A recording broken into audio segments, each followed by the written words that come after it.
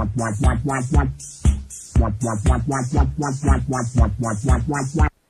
je suis pas content. On a un nouveau président jeune et dynamique. Ouais, jeune et dynamique. Avec une soirée électorale qui était jeune et dynamique aussi. Oui, elle a commencé avec Magic System.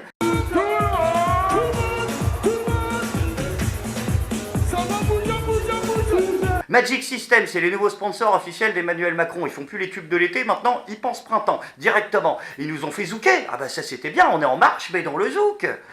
Ouais, enfin... Si c'est pour passer du changement, c'est maintenant à couper décaler, je vois pas vraiment l'originalité du projet. Hein.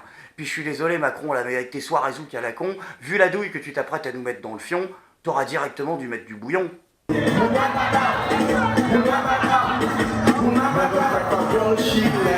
Ah oui, pendant que je te tiens, Emmanuel Macron, qu'est-ce que c'est que cette histoire de pyramide ? De fêter ta victoire devant la pyramide du Louvre, là, 666 côtés, avec les petits yeux rouges qui clignotent au-dessus ? Et me dis pas que tu l'as pas fait exprès, parce que vu le prix de tes équipes de com, tu savais très très bien que tous les complotistes de France et de Navarre allaient jacter. T'as voulu troller tout le monde, hein, en parlant de troll d'ailleurs, ton score là à 60,6%, Christine Boutin, elle est pas bien. Avec ce genre de conneries, je te jure, tu peux convertir un mec du déconnexe à égalité-réconciliation en 10 minutes. C'est quoi le projet ? Bon, au moins, on a passé une bonne soirée, on a zouké, on a vu un spectacle Illuminati, bon, c'est sympa, ça devait être plus sympa que chez les Le Pen, putain, l'ambiance là-bas, elle devait pas être terrible. Elle aussi, elle zouk. C'est quoi ces conneries ? Tout le monde zouk. Y a un truc vaudou hein, derrière cette merde. Entre la pyramide, les deux yeux, là, le 60,6, là, et les conneries de musique vaudou, je pense qu'il y a un truc, on s'est fait ensorceler la gueule. En même temps, elle est bonne joueuse, Marine Le Pen, elle a raison, elle pouvait rien faire, hein, c'était plié d'avance. Voilà, c'était le phénomène Macron, de toute façon. Hein. Tout le monde était tombé amoureux de Macron, tout le monde s'est converti à la nouvelle religion. Obama s'est converti, Merkel s'est converti, Cohn-Bendit s'est converti. Nous avons besoin, et là je suis très content, puisque le petit Emmanuel, il dit...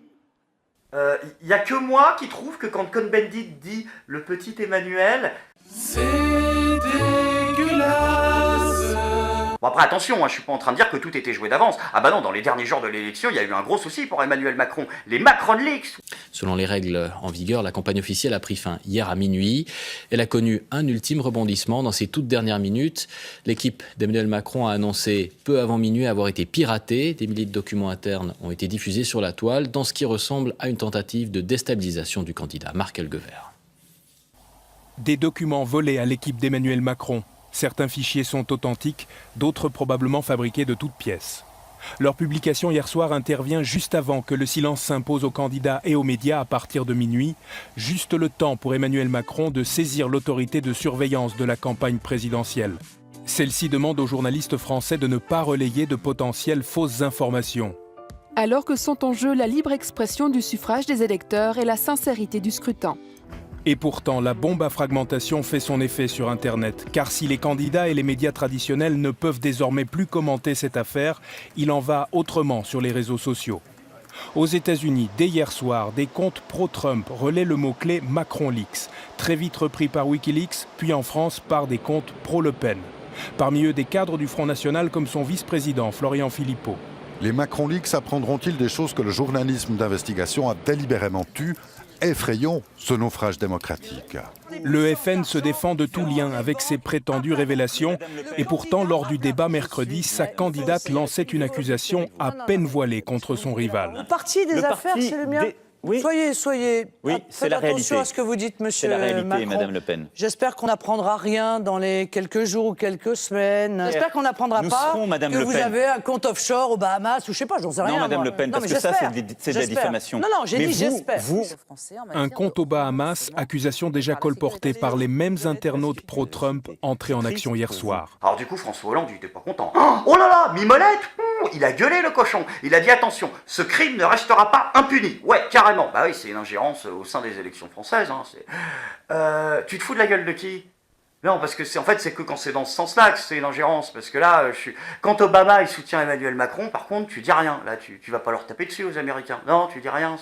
Jefferson a acheté la Louisiane à Napoléon. Et aujourd'hui, nous ne réclamons rien. Et puisqu'on en a parlé d'ingérence, on pourrait parler de ta gueule aussi. Parce que oui, non, mais moi je suis chef de l'État, je suis resté neutre. Oh, tes clins d'œil à la con là. Tu penses que personne a cramé, sans déconner ? pour aller vers ceux qui sont plutôt dans la suite. L'histoire, elle ne s'arrête pas. Et donc, il faut aller vers la marche du progrès. La marche du progrès. Oh, le clin d'œil de bourrin. En marche, c'est ça. C'est marrant parce qu'il arrive à reprendre le slogan merdique d'Emmanuel Macron, mais à rajouter le progrès. Quoi. Ah ben revenez, mettez pas en marche, vous avez oublié le progrès. Cadeau du Parti Socialiste. Et personne en veut de ta merde. Et puis personne veut du Parti Socialiste aussi, ça. Mais par contre, ils sont pas encore prêts à l'accepter, je pense. Non, Jean-Christophe Cambadélis, non, il n'est pas prêt pour l'autocritique, lui. Je n'en tire aucune leçon, parce que je pense que cette présidentielle est tellement atypique qu'on ne peut pas en tirer des leçons politiques. Voilà, je peux pas tirer de conclusion. J'aurais adoré faire mon autocritique, mais c'est trop complexe. Je peux pas faire mon autocritique puisque on n'a pas toutes les réponses. Oh, le foutage de gueule. C'est mon analyse. Elle aura des conséquences politiques. Aucune. Aucune? Aucune conséquence politique, pour une raison toute simple. C'est que je m'en bats les couilles, c'est tout, t'as pas compris? Pourquoi je me remettrai en question? Je t'emmerde, tu comprends? Putain, tu vas nous manquer, Jean-Christophe, sans déconner. Il n'en aura aucune, parce que fondamentalement... Merde, faut que je trouve un truc... Ça se couplera avec les élections législatives. Oui, non, mais ça, c'est tout le temps qu'il y a des élections législatives, en fait, après les présidentielles. Donc, ça veut dire quoi? C'est-à-dire qu'en fait, la gauche est perpétuellement condamnée à ne pas pouvoir faire son autocritique à cause du système de la Ve République. Oh putain, c'est triste. Ou alors, haute explication, il a absolument aucune leçon à tirer, parce qu'en fait, ils ont gagné. Vous pensez que vous avez un héritier? J'en ai même plusieurs. Ah voilà, c'est ça. Voilà, c'est oui, bah oui, il fallait juste regarder la suite du. Voilà. On en a repris pour 5 ans.